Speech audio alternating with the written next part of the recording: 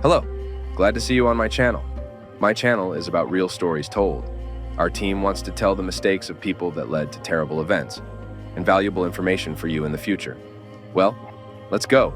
Erickson and Sarah met at a mutual friend's birthday party.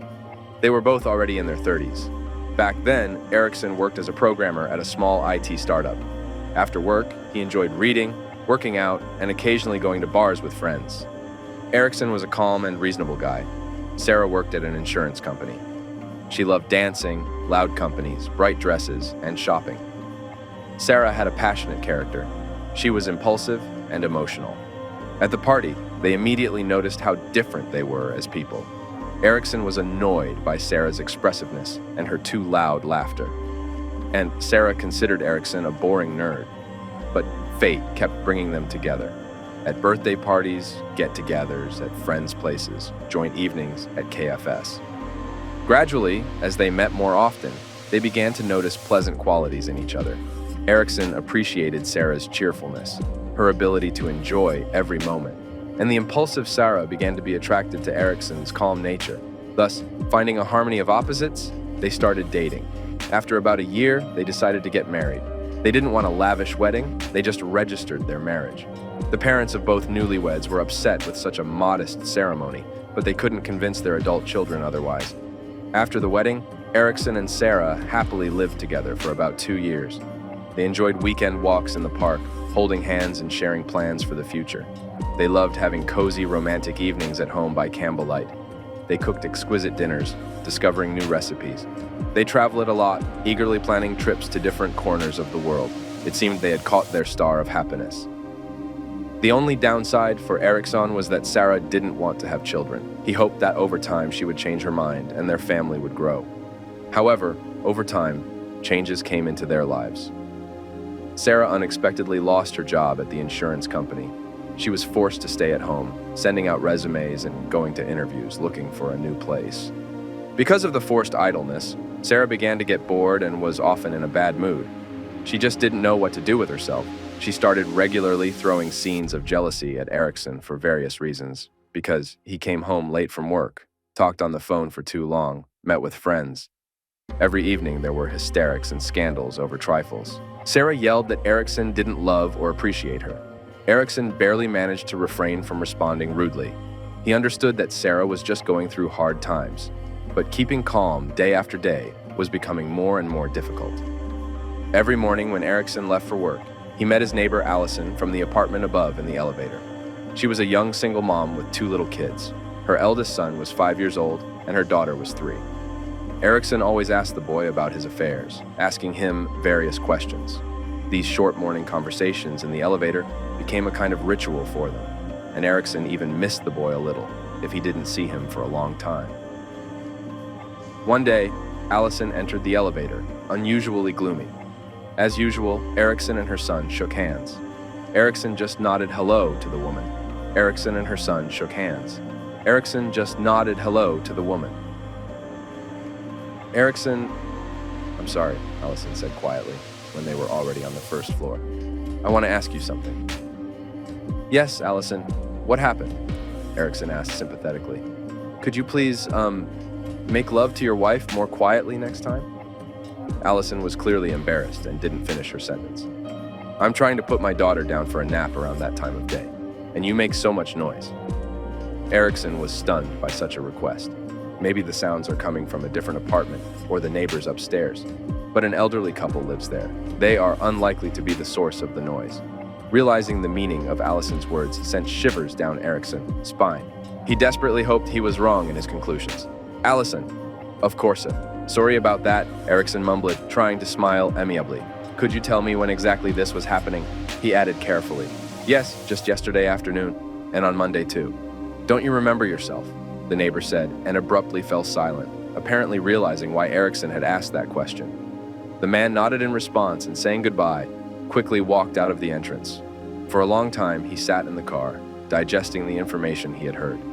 He didn't immediately decide how to act and how to catch Sarah cheating. But eventually, a plan ripened. He would have to ask Allison for help. The next day, Erickson deliberately returned from work later than usual. The lights were already on in Allison's windows. That's what he needed. Going up to the floor above, he rang the bell of her apartment and waited a long time before he was finally let in. Erickson, did something happen? Allison was surprised by his late visit. Children's laughter could be heard behind her back. Without going into details, Erickson asked Allison to call him immediately the next time she hears suspicious sounds from their apartment. Allison nodded slowly, apologized again, and promised to help. Allison called 3 days later. Erickson had spent all those days in a strange state of anxiety and restlessness. He slept poorly, smoked a lot, and was constantly snapping at colleagues and Sarah over trifles. Erickson understood very well that what would happen very soon would forever change his life. He raced home as fast as his car would allow. He was afraid of being late. Unfortunately, the elevator had just gone upstairs. Erickson swore under his breath and ran up the stairs, skipping steps. He heard Sarah's moans as soon as he crossed the threshold of their apartment. There were another man's shoes in the hallway. Growling with rage, Erickson burst into the bedroom. There in their marital bed, he caught a naked Sarah in the arms of a skinny young man, 20 years old at most. His face seemed vaguely familiar to Erickson. Later he remembered it was a courier from the local delivery service who had often brought them groceries. A hurricane of 1,000 conflicting emotions raged in Erickson's soul. He felt both funny and offended. It was funny that Sarah had cheated on him with some teenage courier, and it was painful to realize the deep betrayal. Erickson laughed mirthlessly. "Couldn't find anyone better for an affair, dear?" Sarah snapped back. "None of your business." The young lover stood frozen, unable to move. His eyes were full of horror. Erickson even felt a little sorry for him. He moved away from the door, letting the guy through. When he tried to slip past, Erickson tripped him, and the hapless lover sprawled on the floor.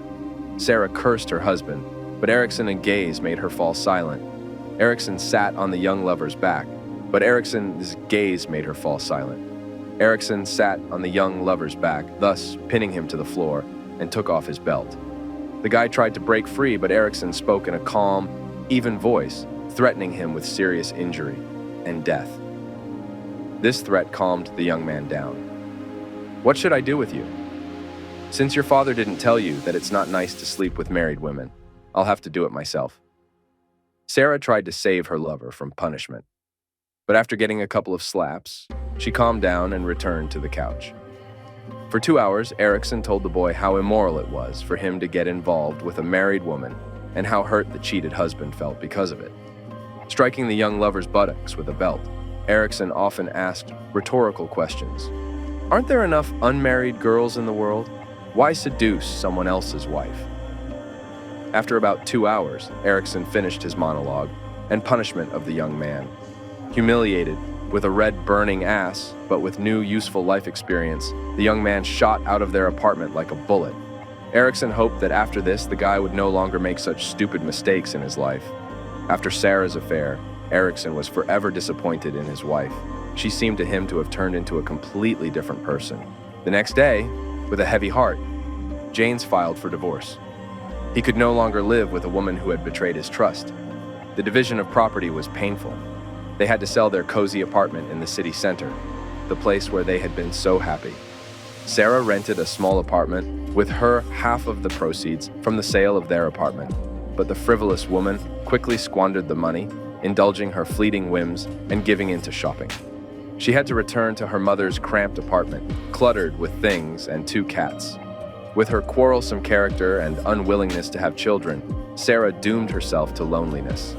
Men her age dreamed of family and children, and young men saw her only as a one-night stand. Every evening, she lay on the creaky old couch in her mother's cramped apartment and grieved. Memories carried her back to their big, bright apartment filled with love and happiness. Tears welled up in her eyes at the thought that their family had fallen apart because of her stupid act, and this lost love would never come back. After the divorce from Sarah, Erickson experienced disappointment and pain from the betrayal. He worked a lot to numb his feelings. After selling their shared apartment, Erickson rented a place for some time, and 6 months later bought a small, cozy studio apartment. Gradually, he recovered from the divorcee and past relationship. Erickson met a nice girl named Kayla, who worked at an art gallery. 2 years later, they got married.